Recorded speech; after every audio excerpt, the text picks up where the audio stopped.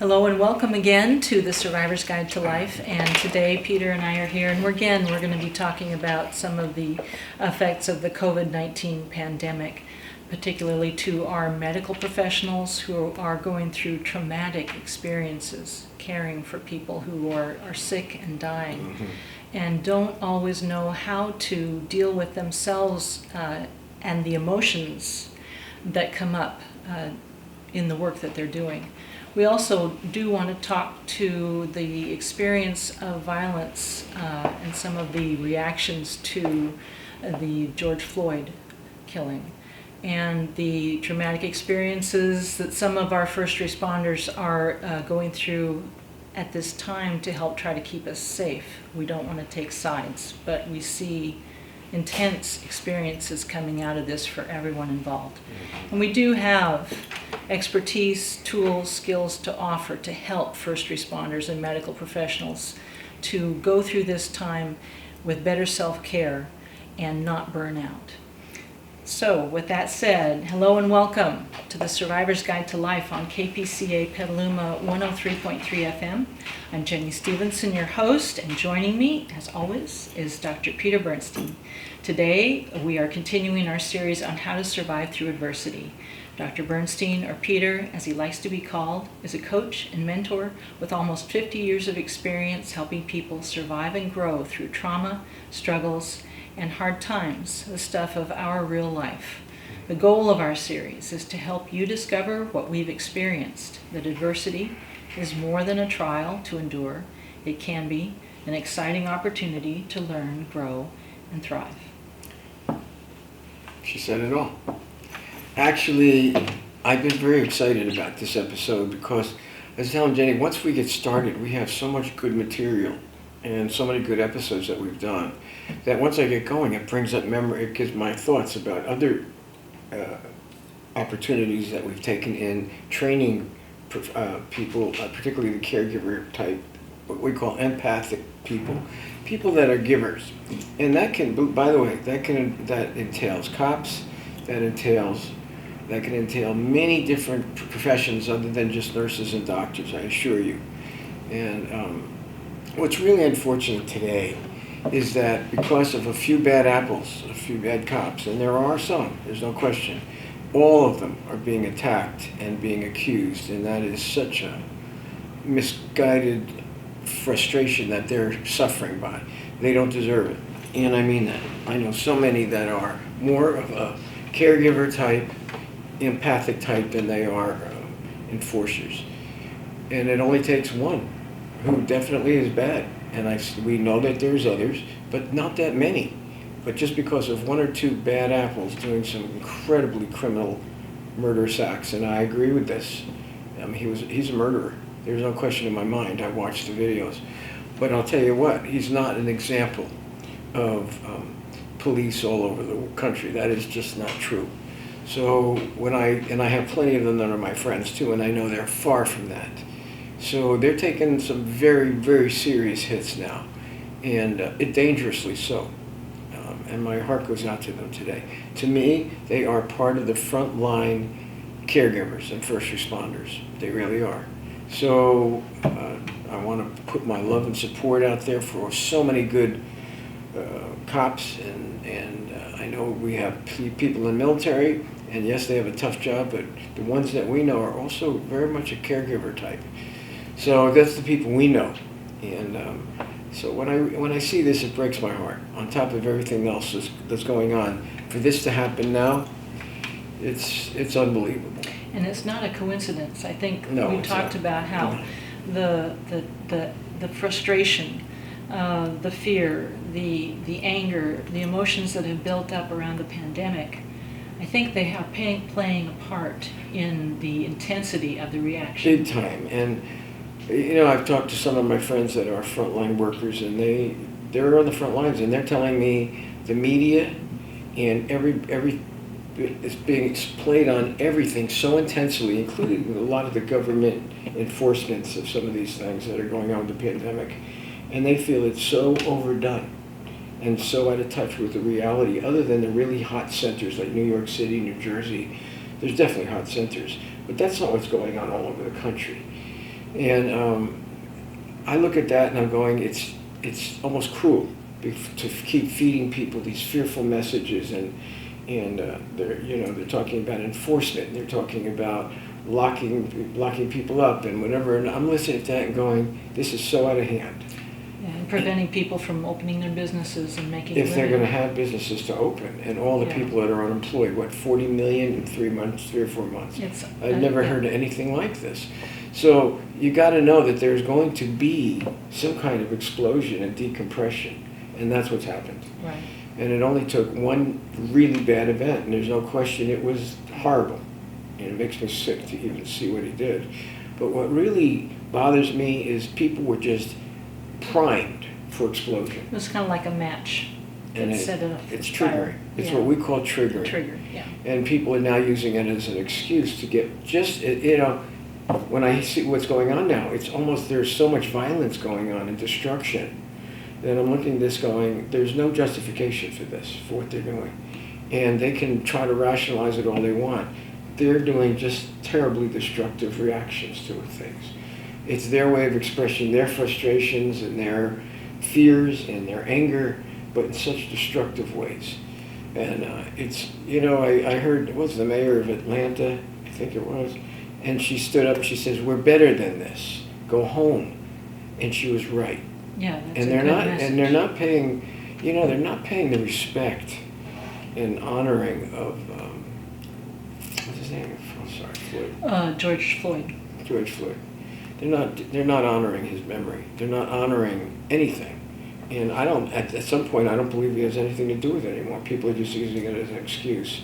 And that's horrible, because he deserves respect and honor for what he went through. And this is no way to do it. So, and I look at the cops, and they're going through hell and back, suffering the incredible backlash and being blamed for one bad cop or two or 10 out of the hundreds of thousands of cops that we have. And it's terrible. But anyway, we've been talking about the frontline workers. We have been. We've talked in the last couple of podcasts, we talked about some of the experiences of hospital personnel, a little more on the East Coast than here, that are regularly, daily having people die while they're at work. Right, there's been some incredible articles about it. Yeah, and then last week we also did talk a little bit on the occasion of Memorial Day. We talked about some of the caregivers. Yeah, for the I veterans. listened to that podcast. I was touched. Yeah, and interestingly, I've heard from some of my friends who were killed in Vietnam, and I've heard from their widows lately. And it means a lot to me. And they're very close and old friends, and I've been thinking about them lately, and sure enough, I'm hearing from them now. So that means a lot to me, and they're very compassionate about what I'm going through with them. They're wonderful. So last week was special to me, and I lost some very special friends during that time. So yes, that was a good episode, and but this week is too, and this week is more in alignment with a lot of the frontline medical workers and what they're faced with. And you're right, it mostly centers on the hot spots of New York, New Jersey, other places that are hot spots, Los Angeles. And I listen to what they're going through, and I read about it. Mm-hmm. And I have friends that are nurses on the front lines too. And definitely, it's such a tough grind. But what I've been reading about is what they're going through. And I was thinking about it, and I'm saying, these are touching articles. And the latest one was in I think an op-ed piece today or yesterday. It was actually May 19th, and it's in the New York Times. May 19th? May 19th. I don't know how there's such a delay sometimes between when they're published and when we become aware of them, but at any rate, this is a good one. The title is, I Accept Death. I hope doctors and nurses will too. It's written by a hospice nurse named Teresa Brown. Oh, so she's a hospice nurse. Yeah. Okay, we work with hospice nurses and hospice quite a bit. And I should have known that. I'm reading it. It didn't even dawn on me she's a hospice nurse. Although she was talking about the difference between hospice people on the front lines versus clinical medical professionals. Right. Yes. And she differentiated it in a very compassionate way, but also distinctively different. Different approaches. Yes, and the medical system is geared toward healing and curing people, not death and dying. So these people who have dedicated their lives to helping others heal and recover and do all the things they need to do, the medical people are very dedicated in that way. It's like their mission. It's their mission in life. Well, the problem with that is they're myopic. And I've seen it, I've experienced it personally, not toward me, but, and I've seen it, and I know it's true. Because when it really comes down to understanding death and dying, They don't even want to look at they it. don't want to look at it, they don't want to hear about it. If they're confronted with it, and everybody is if they're on the front lines, they usually feel like they did something wrong, like they failed. That's her point, is they feel that that is a failure on their part. If someone passes away on their watch, in their care, they have failed. Even though it has nothing to do with anything that they've done.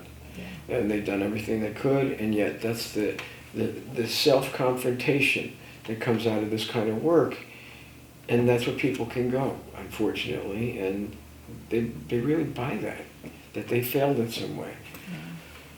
I've seen a lot of it, and it's not a good thing to do.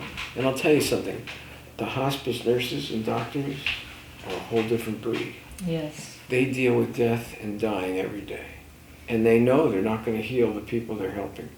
What they're going to do is help them and be comfortable and feel loved and cared for all the way to the end of their lives. So they accept death. Yeah. And that's so different than the normal medical personnel. And it's interesting, it's what we've been talking about lately, not just for medical personnel, but what we're seeing with the COVID-19 crisis is that it's made people come to grips. I'm not saying they've mastered it in fact, far from it. But what I do see is that it's forcing people to come to the idea of you can die from this on a massive level, okay? Not everybody's dying from it, and there's plenty of survivors, many more survivors than people that died, but the whole reality is coming home that things you've placed your security in and what's going to give you stability, your income, your companies, whatever, are all shut down, and you're not getting any of that. For folks that are dependent on that, they're in shock. They don't know what to do. A lot of their identity has been wrapped up in external security, external acknowledgement. Particularly corporate people are notorious for it.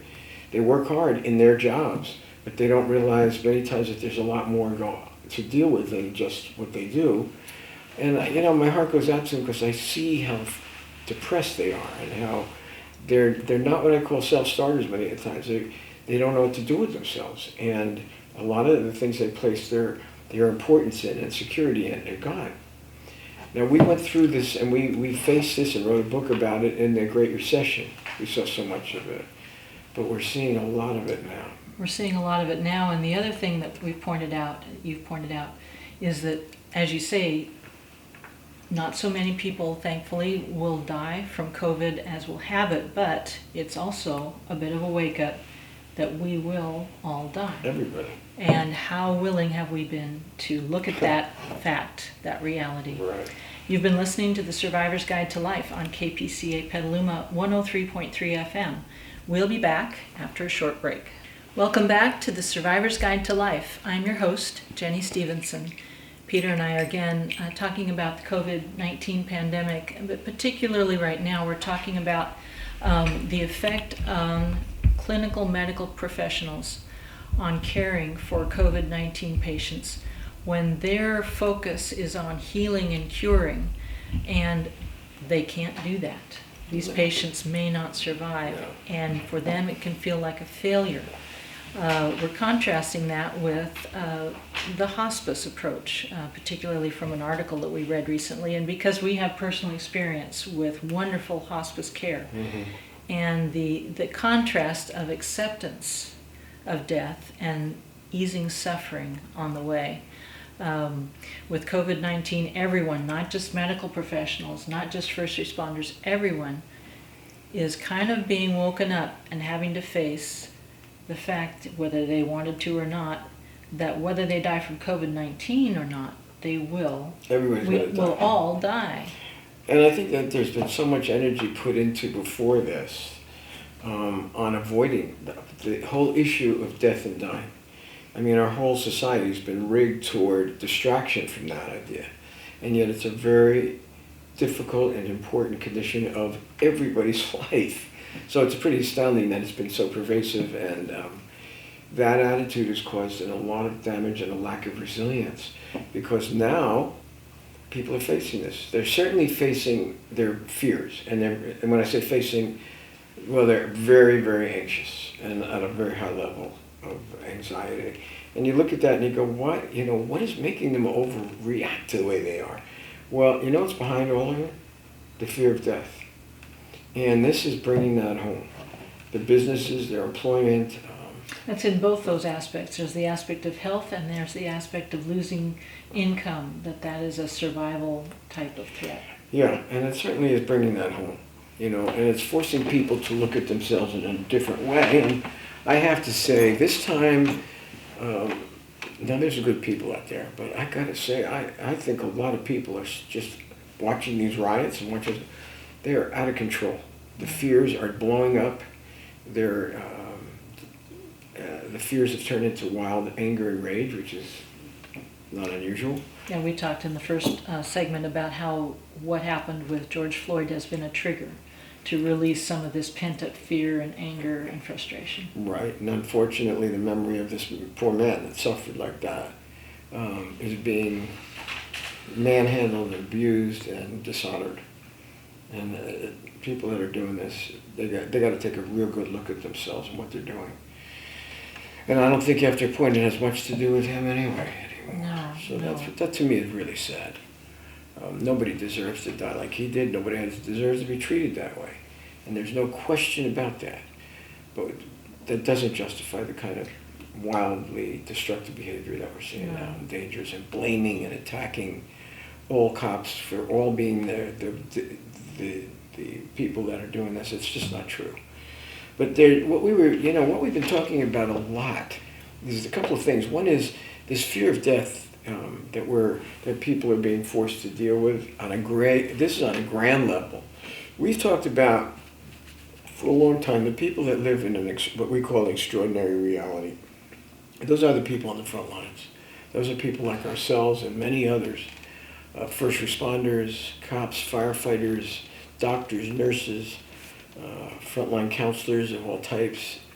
It's a different reality. The hospice workers, that we get along with them so well, because they're really on the front lines with us. That's where they are all the time. And our teams work so beautifully with them, and there's a reason for it.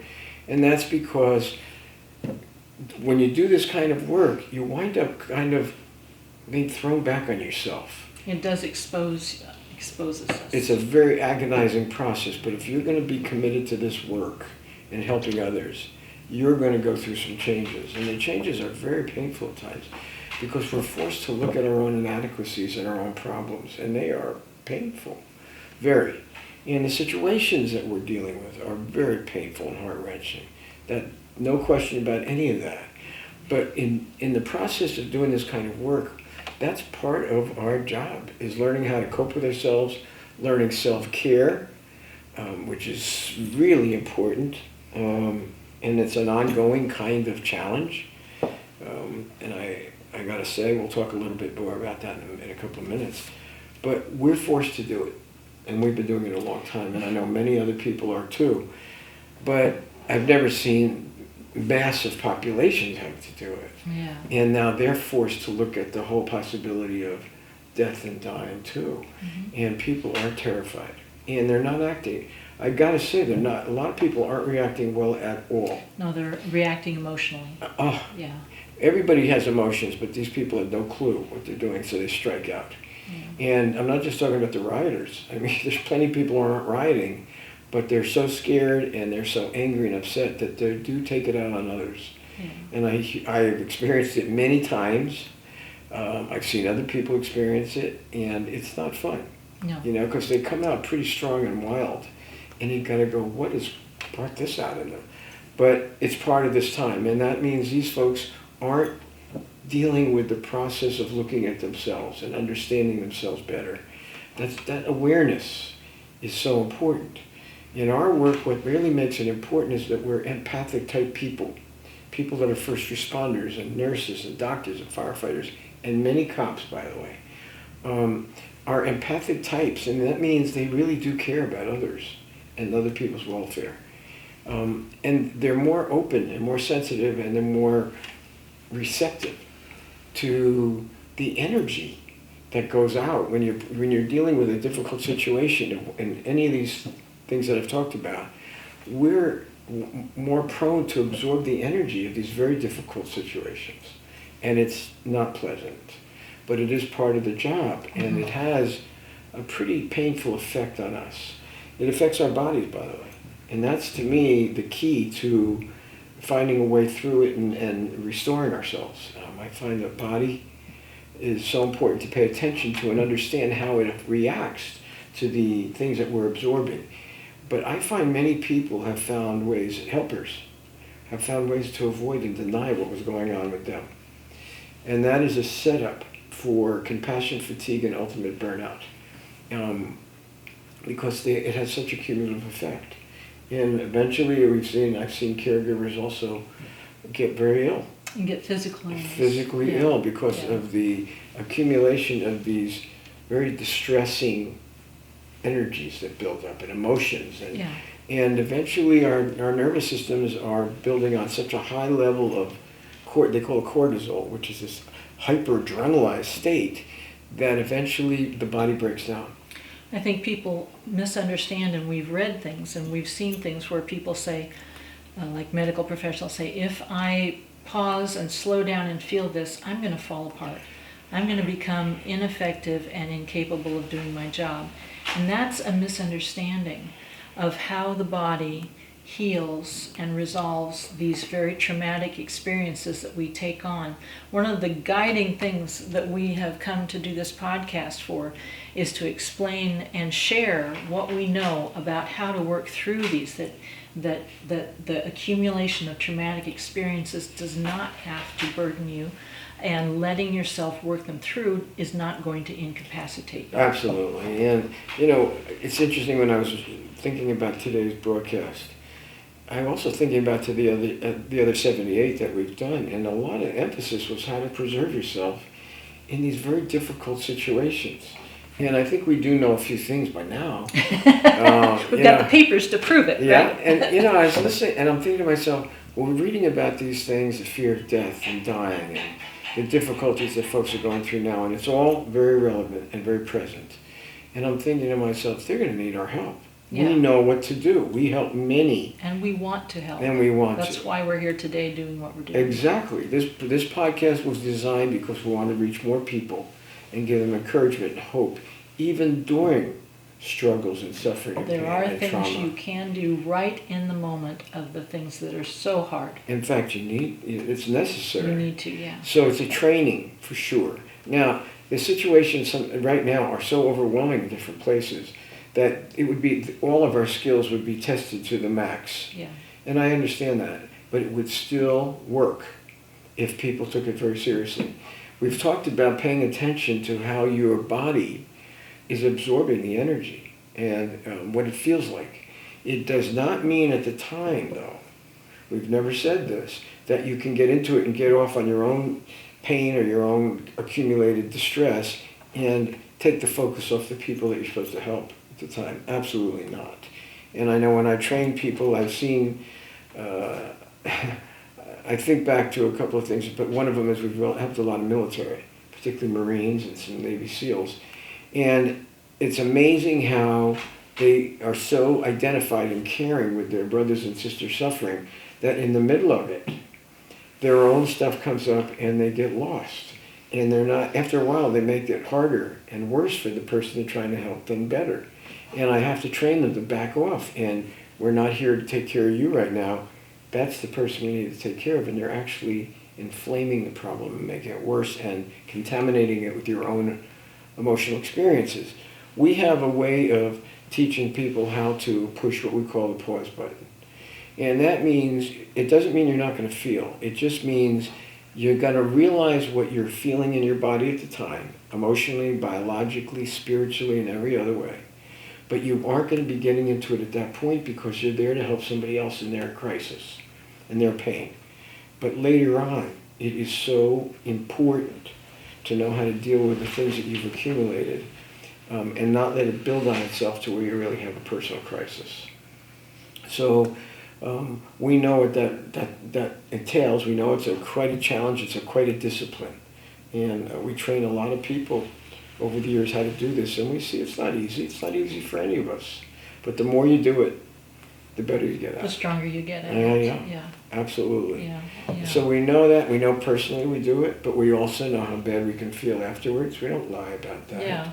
There's people that will think that or feel that they don't know what we're talking about when we say that the body takes on these stresses, and then we'll say, well, now, remember, is it true for you that your jaw ever gets tight? Mm-hmm. Or do you ever feel like this pain across your shoulders? Or does your stomach ever hurt? And they'll go, yeah, and we'll say that's part of what we're talking about, is your body is taking on some of this very painful negative experiences. I'm going to have to say my little spiel here, and then we'll be back.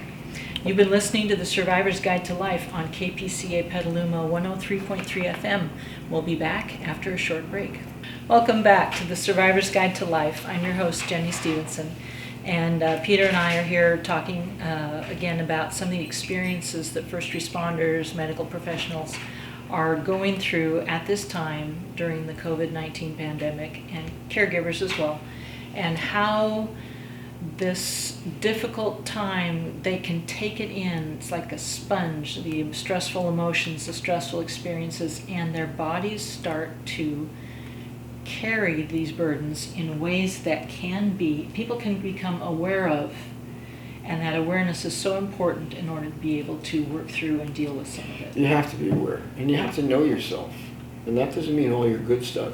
You got to know your history. You got to know how it's affected you. You got to know a lot about yourself, so you have this core, or the center, that after you absorb these other things, you know where you are, and this other stuff is been accumulating inside of you.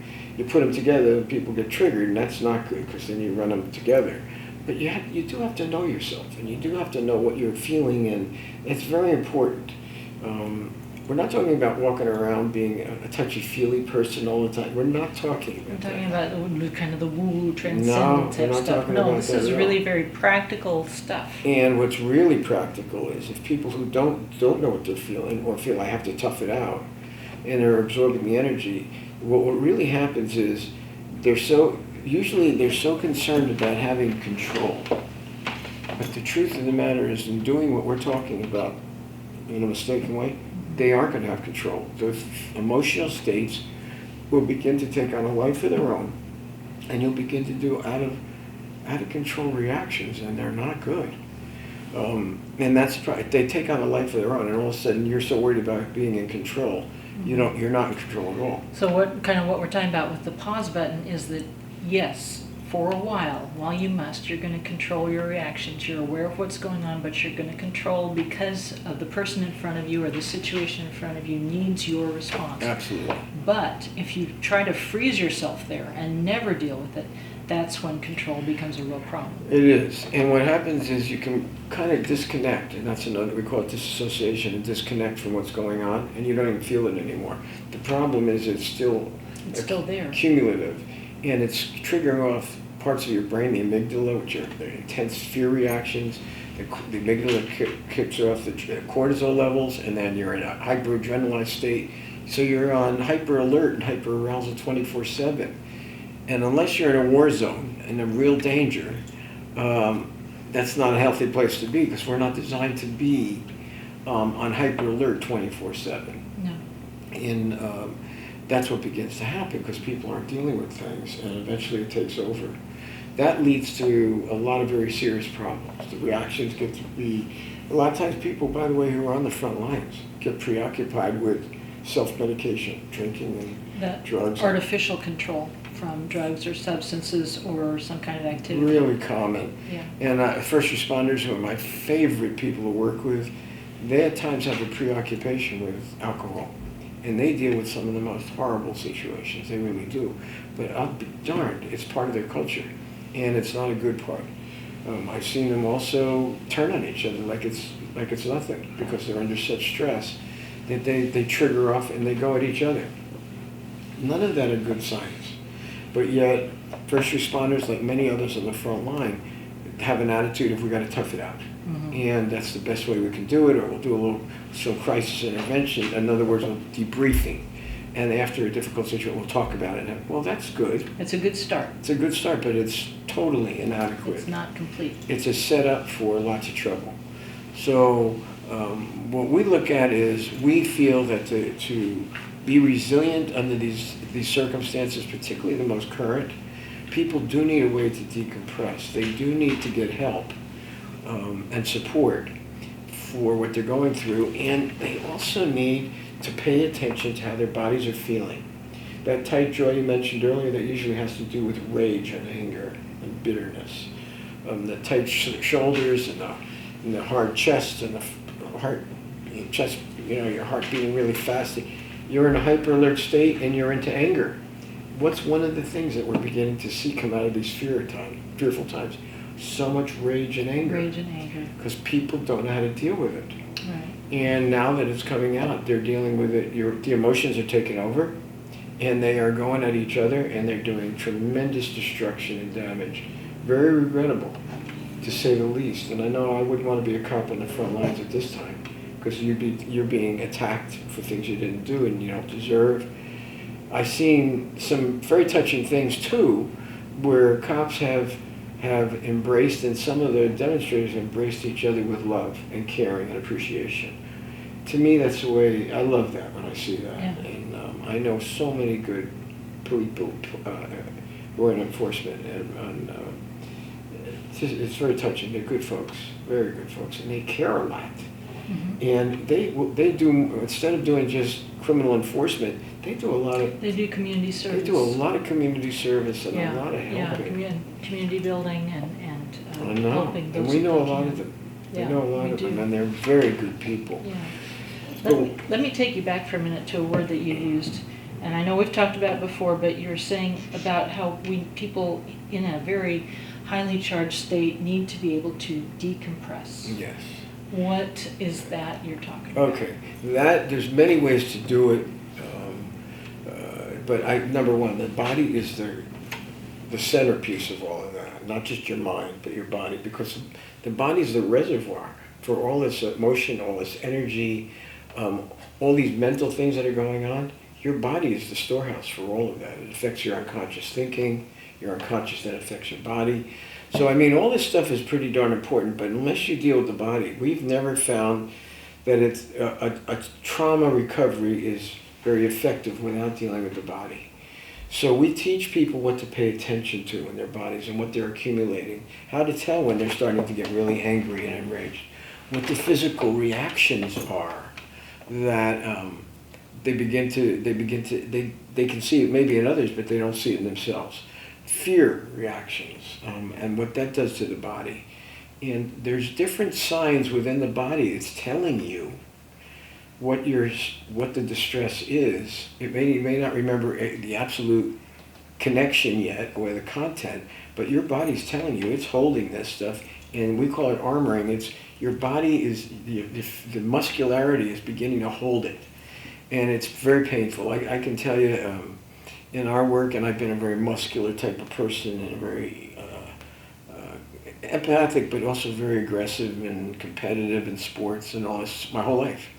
And yet I look at that, and let me tell you, when I'm feeling stress and I'm dealing with it, my body hurts, and I know where it hurts, and I don't like it, but I also know how to deal with it. And it's usually got a lot of emotional pain in behind it, and I know that. I don't like it to this day. but yet I know what it is, and I know You know what to do about it. I know what to do about it. I have no problem helping people all day and all night, but there's going to be a time that I need to take some time for myself, my own emotional states, my own overloads.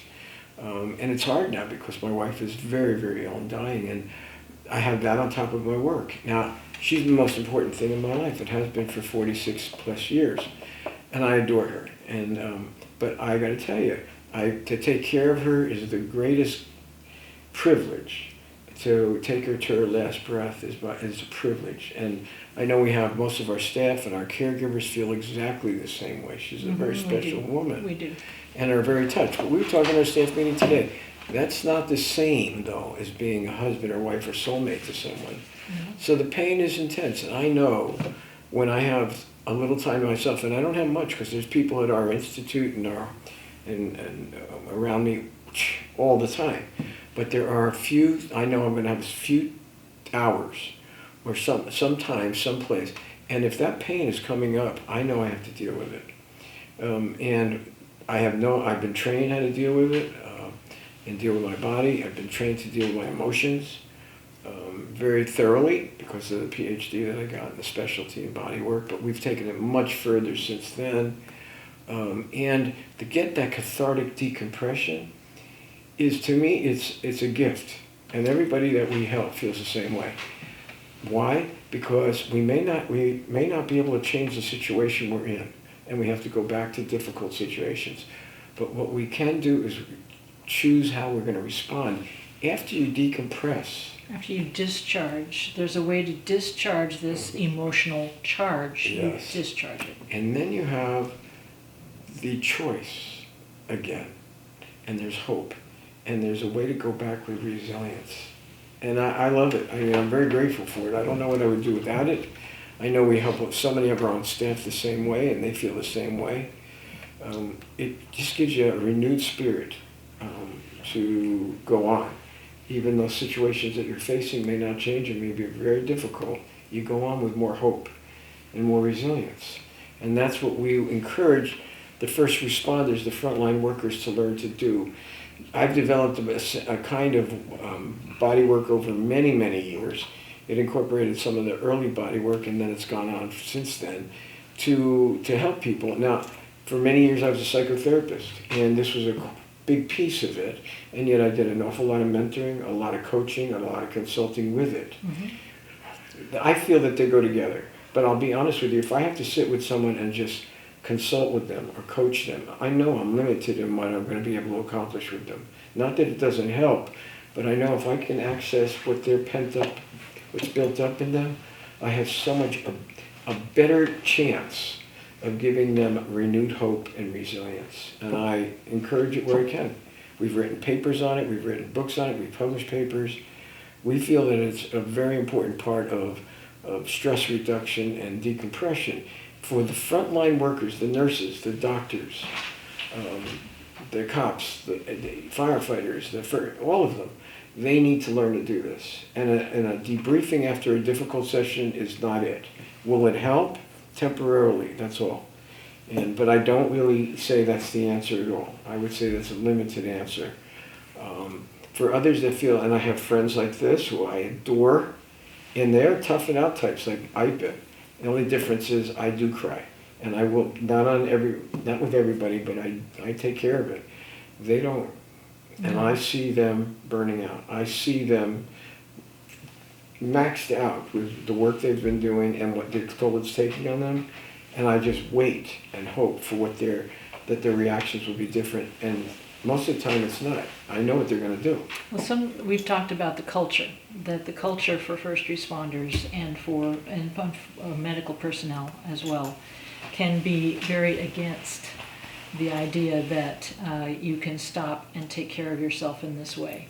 That it's a sign of weakness to need to let down in like that. I'm gonna go to my thing again, and we'll come back. So you've been listening to the Survivor's Guide to Life on KPCA Petaluma 103.3 FM. We'll be back after a short break. Welcome back to the Survivor's Guide to Life. I'm your host, Jenny Stevenson.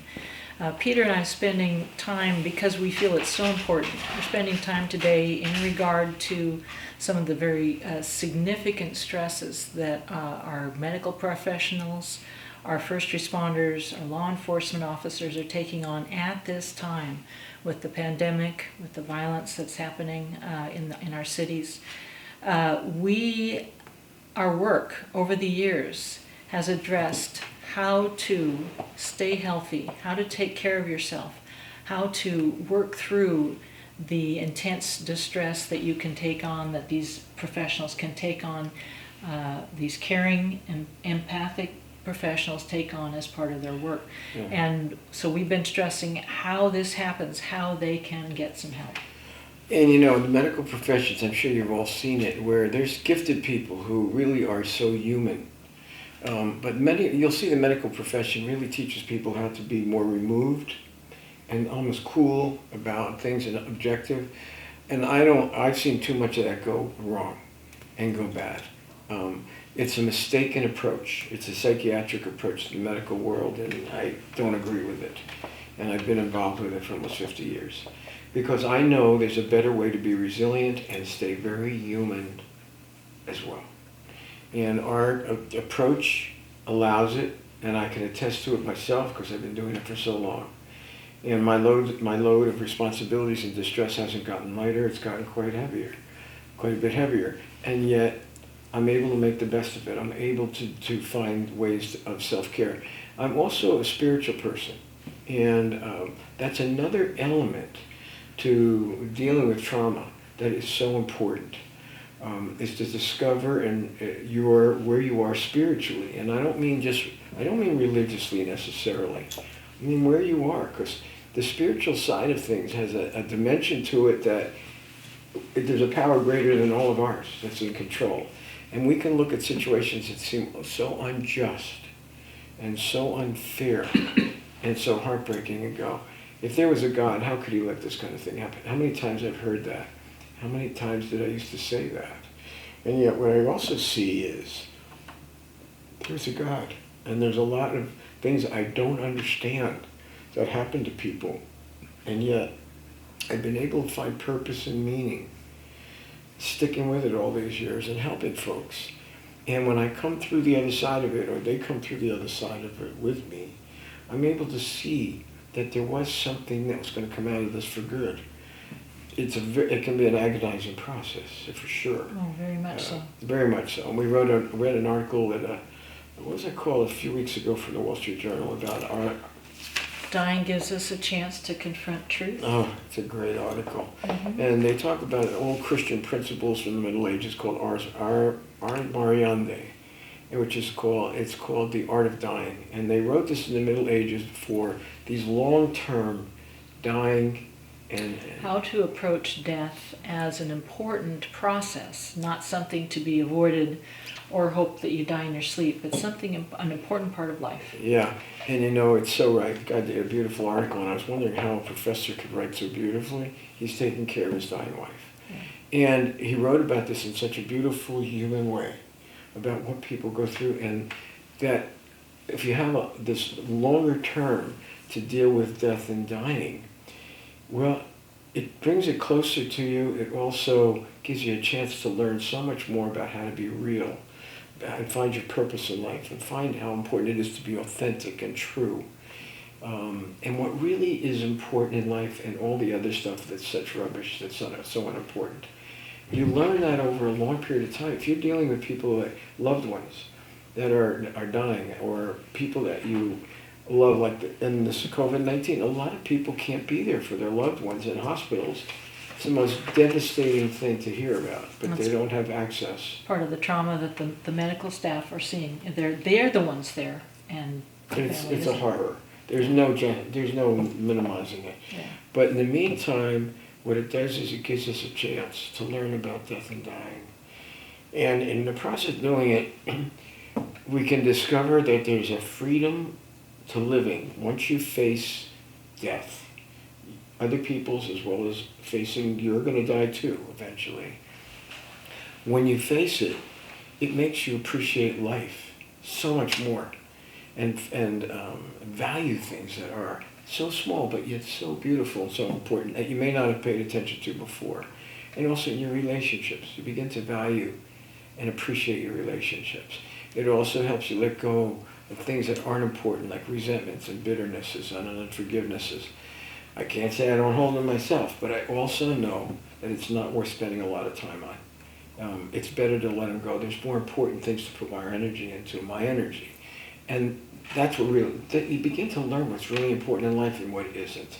So once we begin to do that, and we begin to face this, we also can begin to cope with our anxieties and fears in a better, more balanced way. We can begin to look at ourselves in ways of coping through these difficulties in ways that we can learn so much about ourselves. And I'm not talking about being preoccupied and self-indulgent. I am talking about what we have to do for self-care in order to face these difficult situations and come back to them with resilience and hope, because the people we're helping and the people first, they need us to be there. They need us to be loving and hopeful and caring and genuine. So this is a very important thing to learn how to do.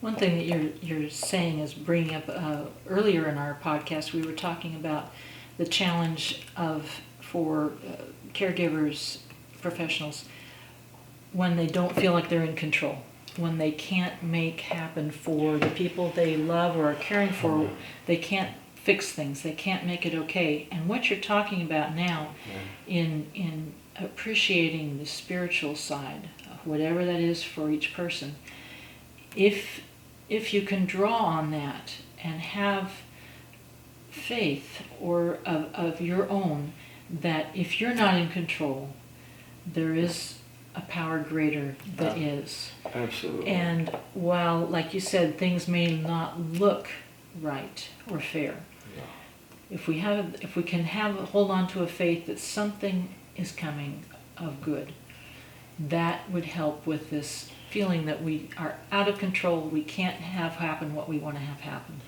Well, you mentioned something, I think the issue of control is very important for us good intentioned people. And that is, we're there to help. We're there to give and care. And we want to do whatever we can to help people, whether we deal with death and dying as well as the sick. We want to help them, we want to comfort them, we want to make life easier. And sometimes we're confronted with the impossibilities, that there is absolutely nothing we can do to turn the course of events around for folks. That is quite a challenge. And my heart goes out to any frontline worker and helper we all go through this. The key is what you can learn from that. And it's never easy.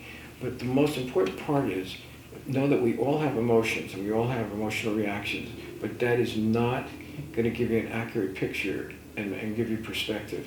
So you need to learn how to decompress and diffuse those emotions so you can begin to see things in a more positive and constructive way. The body is the key to diffusing and decompressing those pent-up emotions. So you can come to a place of a better positive perspective, more hopeful, and certainly you're going to give a certain kind of care and love to people that are in such desperate need, that are moving toward dying, and they are dying, and they are moving toward death. Well, the truth of the matter is you can offer them your entire presence, can offer them something so sweet and comforting during some very uncomfortable times. One thing that struck me about one of the articles, a nurse who wrote one of these op-ed pieces, and I thought it was so sweet. She was a hospice nurse, and she said people were telling her hospice nurses are angels, and I agree with that, by the way. I do too. And I agree with it for our staffing too. They're Yes. angels. And you know what she said? She demurred and said, you know what? I'm human. Yes. And I agree. She is right. Yes. And she said it in such a meaningful way. I'm trying to find it here. Yes, people often say, is it okay if I read? Yeah. People often say that hospice nurses are angels. I tended to demur and say, no, I'm human. Yeah. What the praise shows, I think, is that being comfortable with death is unusual. Comfortable is the wrong word. I accept death. Perfect. Perfect, and a very difficult understanding to get to. Yes. And I can attest to that. As much as I know about the process, I can tell you every time I go through it, and particularly now with my own wife, It's agonizing. And yet what she said is true. Yeah. It's an acceptance of a condition of life. I could continue. I accept its inevitability, but also its importance. Death is the end of each person's time on earth. It is a privilege to care for people in that moment. I embrace the cycle of life while recognizing the sadness of every death. That's a hospice nurse, or hospice worker for sure, and ours at the Institute. Yeah. Same attitude. That's why we get along so good on teams with our Because we are hospice workers. right there. Those are our feelings as And well. we feel it is an absolute privilege to be selfless at those times and to give. And we've read some of the articles we've read about some of the nurses on the front lines. I believe that maybe not hospice nurses. They feel the same way, and yet they're not prepared for what they're going through, and they are overwhelmed. Now they're terribly overwhelmed. I know in my heart it goes out to them. So we're seeing all of this, and we wanted to offer encouragement and hope, and to tell you there's some real tangible skills and training and abilities to help yourself that we could offer you. We do it at our institute, Bernstein Institute. We've written papers on it. We have a book out on it called Trauma Healing the Hidden Epidemic. But we have a lot of papers that we've published, and we'd be glad to share them with you. And also, we can help you. And I was just telling Jenny before this episode, maybe this is the time we need to reach out again and do some workshops to help some of these frontline workers during this crisis instead of waiting till it's over, because then it's going to be such an accumulation of They could break trauma. down both emotionally and physically. Yeah, it may be the time. Up until today, I wasn't thinking that way because our plate is pretty full. And yet at this That's time, true. I'm thinking that we have the skills, the manual that we've trained people out of, and also what we're able to teach them to do and what we do. And we're more than willing to share that. But they got to let down a little bit, and they got to realize they can't do this on their own. They've got to reach out and Ask for the help. Ask for help. There's Yeah. help out there. There's help here. And that's what we're here to do for you. So I hope that this episode today really became more pointed and practical for you and encouraging. But I know when those emotions and that overwhelm that's happening is occurring with you now, this is kind of a hard thing to hit until you reach a point of almost feeling desperate. But before you want to quit, and I have friends of mine that I hear that they're ready to quit, don't. Many of you probably have a great gift to offer, and you just need to face that next condition of life that you almost didn't want to admit that was going to happen because you committed your life to saving people. We have too. But the other part of it is we've got to make people comfortable that we're not able to save. And then we've got to help ourselves. So we offer this to you today with encouragement, hope, and love, and appreciation for all that you are. And for those on the front lines with the violence, and God, I pray for you. I really do. You don't deserve it. You're catching flack from people that are so pent up and out of control. And they are terribly destructive and violent. So keep yourself safe, please. And come home safely, and get off the front lines as soon as you can, because these folks are out of control. And for them, I want to say you're dishonoring a great memory of a man that went through a very bad time of injustice and murder, but my God, you're not honoring him. You can do better. You can be better. He deserves better. So I really ask you to calm yourselves, go home, and deal with yourselves in some new ways that are more constructive. And that's something that would show honor to George Floyd. George Floyd, yeah. We'd be honoring his memory and doing him something really, giving it something very special. The Survivor's Guide to Life is made possible through a grant from Sonoma Coast Trauma Treatment, a 501c3 public charity that relies entirely on donations. And we hope that you've benefited from what we've done here today, what we said, and that you'll consider donating to Sonoma Coast Trauma Treatment at sctraumatreatment.org. Our website for the podcast is thesurvivorsguidetolife.com. Our podcasts and many other resources are available on that website, as well as YouTube. We have a YouTube channel that has videos of our podcasts as well. Please follow us on Facebook. Follow us on Facebook and Instagram. You can reach us, Dr. Bernstein or myself, at 707-781-3335. And thank you for listening. Well, Jenny, your email. My email, jenny@bernsteininstitute.com, and the GoFundMe campaign that SC Trauma Treatment, Sonoma Coast Trauma Treatment has right now. And I going. want to say hello to one of my young friends who we've known since he's been 4 years old, Patrick, in Rwanda, who's going to become part of our family of the show and what we're On doing. our team. Yeah, part of our team. He's a very special young man. And I know he's got a show of his own. What's it called? Sawuti. Sawuti. All right, Patrick. All our love, brother. Take care, and we're looking forward to your contributions to your technical knowledge and your generation's understanding of this. So we're looking forward to it. You're a blessing. You always said that. Take care, man.